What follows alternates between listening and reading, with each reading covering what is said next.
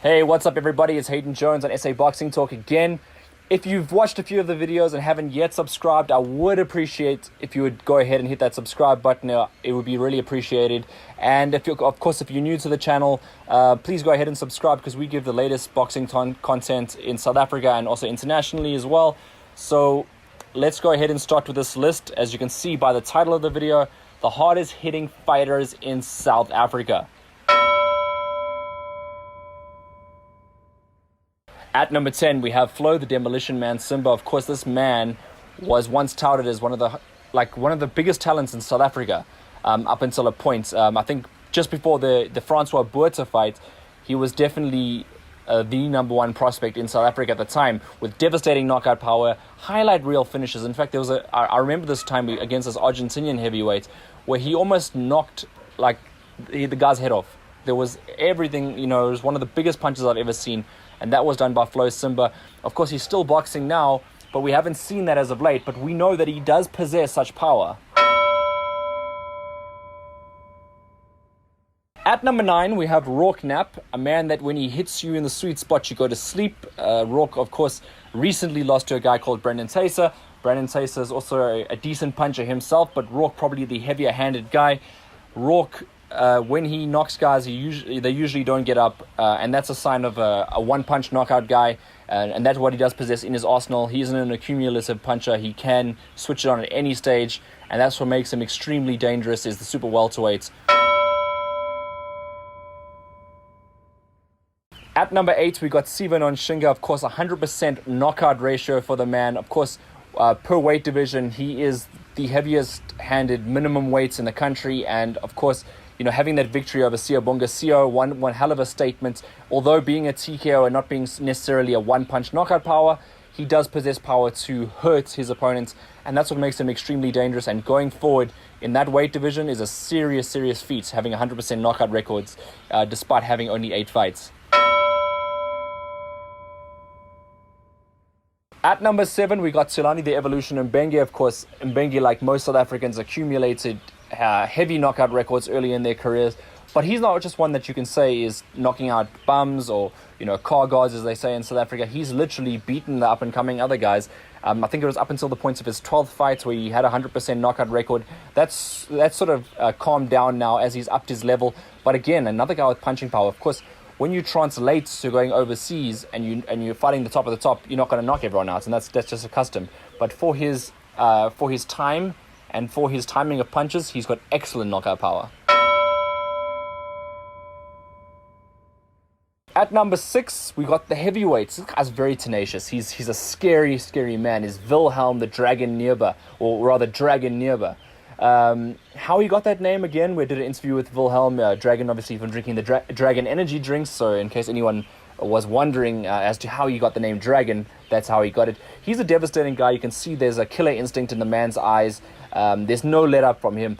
When he hits you, it's scary. You go. The only man to survive his knockout power is Danny Ngakwe. But of course, Nerva needed to work more on his technique. And for his technique not being 100% evolved yet, which he's still working on, it's scary the amount of amateur knockouts he had, because amateur is only 3 rounds, and the amount of and every single pro fight up until his last one was a knockout as well. So with an improve of technique and sort of stamina, that's a scary prospect on your hands. At number 5, we have the thumbnail man, the man that's on the thumbnail of this video, Junior Ilunga Makabu, a devastating puncher from the Democratic Republic of the Congo. Now, this guy is known around the world to be a devastating puncher, not just in the South African circuit, but around the world. Now, we all know him as knocking out the best of the best in South Africa, then progressing and knocking out Russians. I mean, Kudryashov, that's scary. Dropping Bellew before, obviously, losing that fight, but dropping Bellew in the process of that, which is also a guy that can take a hell of a punch.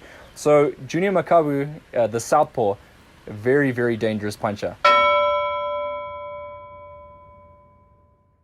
At number 4, we have Salani lastborn Tete. Now, Salani Tete can crack, man. Despite not having the 100% record that, people expected him, the time he cracked Paul Butler, I don't think that anyone would have expected him to do so. The elements of surprise came through. The fact that he can hit extremely hard. A lot of every boxer that you will report that fought Salani Tete, and I've even seen sparring of Salani Tete as well, he is a devastating power puncher. And of course, per weight division as well, as we measure this punching power, he is devastating in the bantamweight division, and even as a junior bantamweight, could crack seriously hard. So that's why he falls in at number 4. At number 3, we have Marius Mutombo. Now, maybe this is an argumentative point. People don't rate that he has some of the power that maybe some of the guys lower on the list have. But as I said, per weight division, for his weight division, I think he hits extremely hard. I think that he's a very intelligent boxer, and I think that he's got a hell of a career going forward. If he is kept active and keeps going, I think he goes on to be a champion. Now, in saying that, he goes on to knock out a lot of the big boys as well. He's got the ability to be very creative. He gets in, he gets out, and he's got the ability to, if he lands on the chin, you're gone. And that's just the end of it. That's why I have Marius Mutombo at number 3. At number 2, and a very, very scary punching power. Now, he doesn't have a chin himself to report on because he's been dropped a few times, but this man can give it like no other.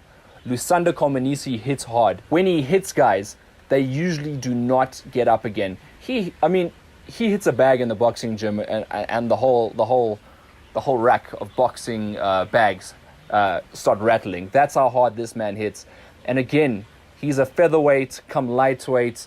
For someone of that size to be producing that much power is scary. Now, if only he could convert that into a better defense, to guard perhaps not the best chin the world's ever produced, and to be able to give and protect yourself, he would be a phenomenal. I know he's in the lightweight division now. He could be one of the best lightweights, if not the best lightweight in South Africa.